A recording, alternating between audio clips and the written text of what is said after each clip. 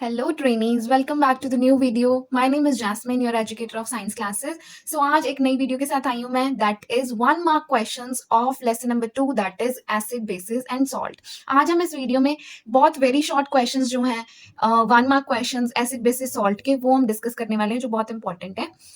First question है, what are the olfactory indicators? The substances whose odor changes in acidic or basic medium, they are called olfactory indicators. अब first question में पूछ रहे हैं कि olfactory indicators क्या हैं. सो olfactory indicators वो वाले indicators होते हैं जो एसिड या बेसिक मीडियम में अपनी ओडोर चेंज कर लेते हैं, मतलब स्मेल चेंज कर लेते हैं. तो उन मीडियम्स को हम क्या कहते हैं, उन इंडिकेटर्स को क्या कहते हैं, ऑल्फैक्टरी इंडिकेटर्स. मतलब वो हमें ये इंडिकेट कराते हैं अपनी स्मेल चेंज करके whether the substance is acidic और बेसिक.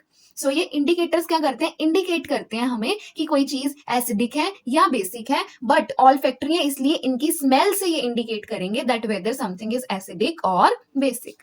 सो नेक्स्ट क्वेश्चन है, name the acid that is present in bee sting that causes pen.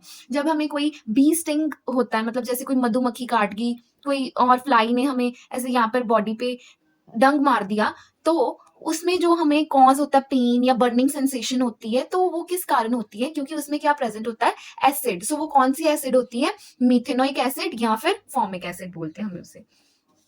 उसका जो हमें बी स्टिंग का जो पेन कॉज होता है या फिर जो एसिडिक कंटेंट है उसको कम करने के लिए हम क्या करते हैं, कोई ना कोई उस पर क्या अप्लाई करते हैं, बेस. क्योंकि वो जो कॉज है पेन का वो किसके कारण है, क्योंकि उसमें क्या होता है, उसकी स्टिंग में एसिड होता है, मिथेनोइक एसिड और फॉर्मिक एसिड.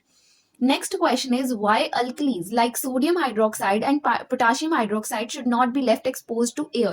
जो अल्कलीज है, सोडियम हाइड्रोक्साइड है, पोटाशियम हाइड्रोक्साइड है, इन्हें हमें एक्सपोज क्यों नहीं करना चाहिए एयर में, मतलब ऐसे खोल के क्यों नहीं रखना चाहिए, because they are hygroscopic in nature and absorb moisture from the atmosphere in which they ultimately dissolve. क्योंकि जो सोडियम हाइड्रोक्साइड और पोटाशियम हाइड्रोक्साइड है ये हाइग्रोस्कोपिक इन नेचर है, मतलब they will absorb the moisture by themselves. ये अपने आप ही एटमोस्फेयर से क्या कर लेंगे, मॉइस्चर को क्या कर लेंगे, एब्जॉर्ब कर लेंगे और अल्टीमेटली उसमें क्या हो जाएंगे, डिसॉल्व हो जाएंगे. इसलिए हम सोडियम हाइड्रोक्साइड को और पोटाशियम हाइड्रोक्साइड को ऐसे एयर में एक्सपोज नहीं करते.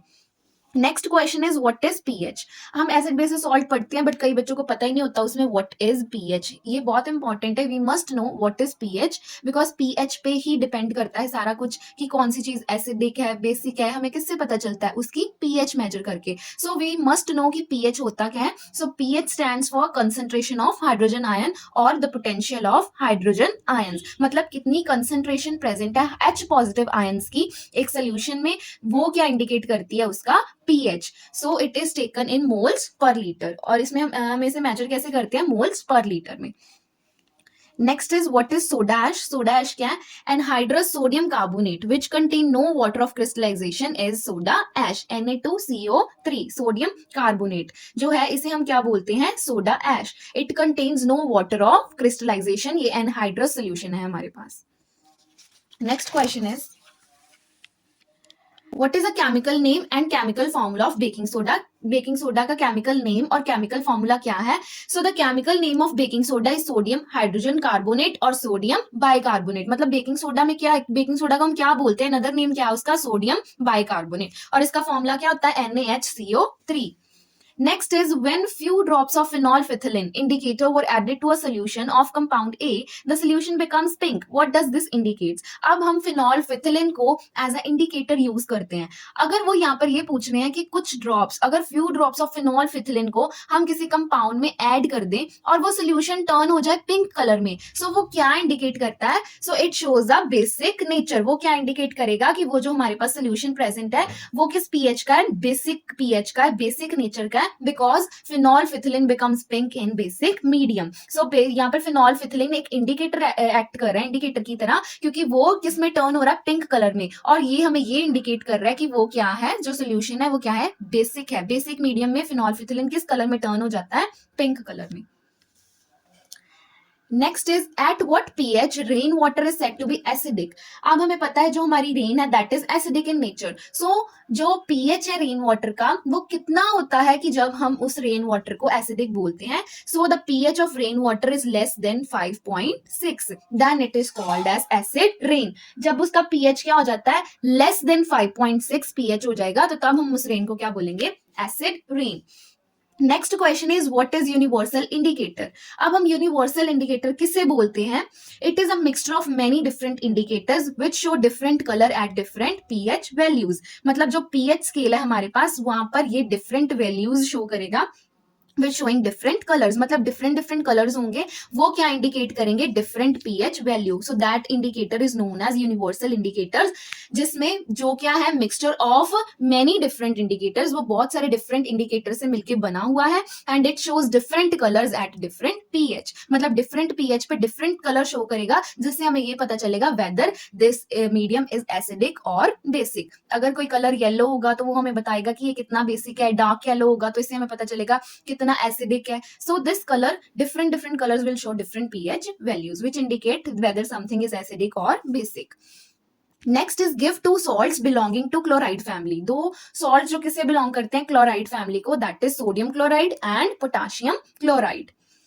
Next is write the name and chemical formula of the products formed by heating gypsum at 373 Kelvin. It is very important question कि हमें वो बोल रहे हैं ये बताओ, नेम बताओ और केमिकल फॉर्मूला बताओ उस प्रोडक्ट का जो किसके बाद फॉर्म होता है आफ्टर हीटिंग द जिप्सम। जब हम जिप्सम को हीट करेंगे एट 373 डिग्री केल्विन पर, 373 केल्विन पर, तो कौन सा प्रोडक्ट हमारे पास फॉर्म होता है, उनका उसका नेम और उसका केमिकल फॉर्मूला।